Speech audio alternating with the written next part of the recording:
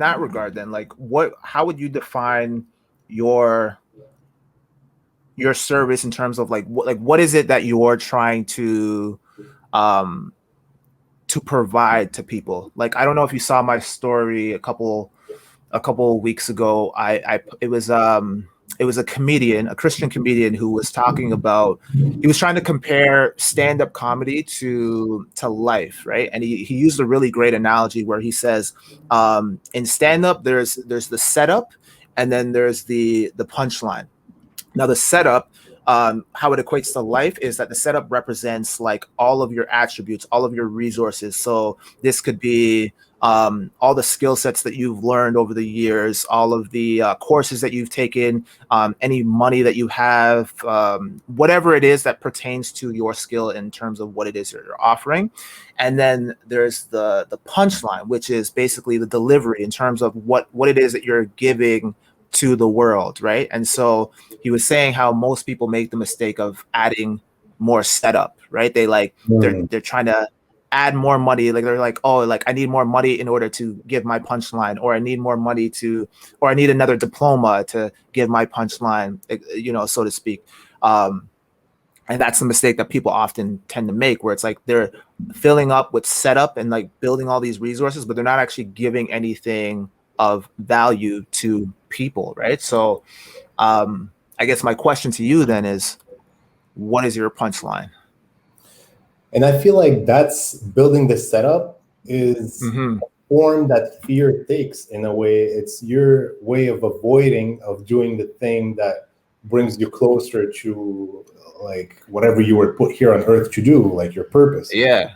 Mm-hmm. It's I find myself doing that a lot, especially nowadays. Mm-hmm. Keep either rationalizing things or like, Mm-hmm. oh, maybe I don't have enough certifications. I need to go do this course, and Yeah. I need to learn more on this. I need to go read this book.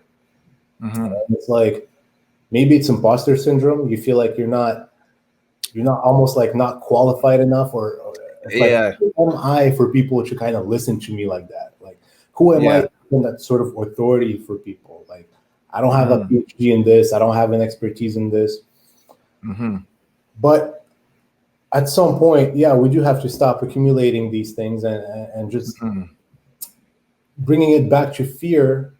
The things that I find that the things that we're more afraid of is the things that we most have to jump into. Mm-hmm. Whatever it is in our lives that we keep avoiding and avoiding and try to rationalizing it and whatever. This is Mm-hmm. the thing that we most need to do. For Mm-hmm. me, for myself, because I have so many interests, especially in the domain of health and wellness, I feel like that's the umbrella term that I do want to bring of value to people because I have a Mm-hmm. background in health. That's my passion. I fill my mind with anything that optimizes the human body.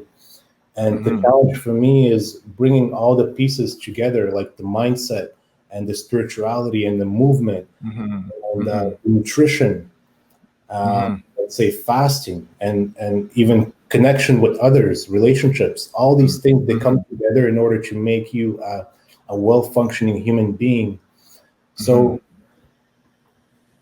like you said, it's bringing all these different avenues, all these different aspects, and sort of Mm-hmm. bringing that out there to the public. Mm-hmm. And maybe I'm thinking about it too generally, but where I'm at right now is finding a way to bridge those gaps and make it into Mm-hmm. one whole piece. Mm-hmm. Mm-hmm. If that makes sense. Yeah, no, it definitely makes sense. I can definitely relate to that because, like yourself, as I mentioned, I have a lot of different areas of interest that I partake in on a regular basis, and trying to find that convergence between the two, or between all of them, is the big challenge, right? Yeah. And I I like to kind of view myself as an artist in the sense of some of the things that I do, right?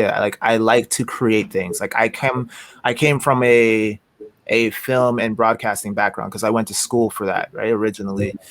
And that was kind of like where my path originated from, and then it kind of led me into a different direction once I felt as though I'd reached the peak of how far I was going to go in that. And I started to lose interest, which happens, right? People, start off on one thing and then they kind of gravitate to something else. And so my interest started to kind of lean more into, the fitness realm, where I was just, and I think we talked about this when we went on our nature walk about, most guys, when they get started in the fitness world, it's all about getting the big muscles and shit, right? You know what I mean? Like, it's just building that beach body and whatnot. And so that was kind of my mindset. And then it kind of transitioned into movement and mobility.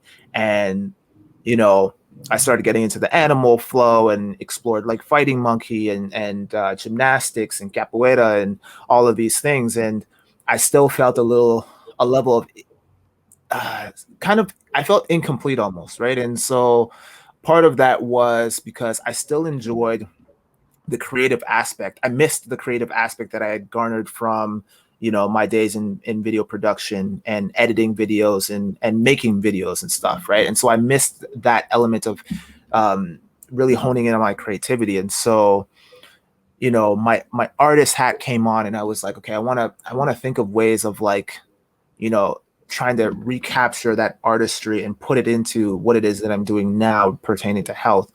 And I was so grateful for the fact that I went to school for that, because now I can edit my own videos. I don't have to hire out, and I can kind of see my vision of certain things and the content and the value that I want to present to the world come to fruition the way I see it, right?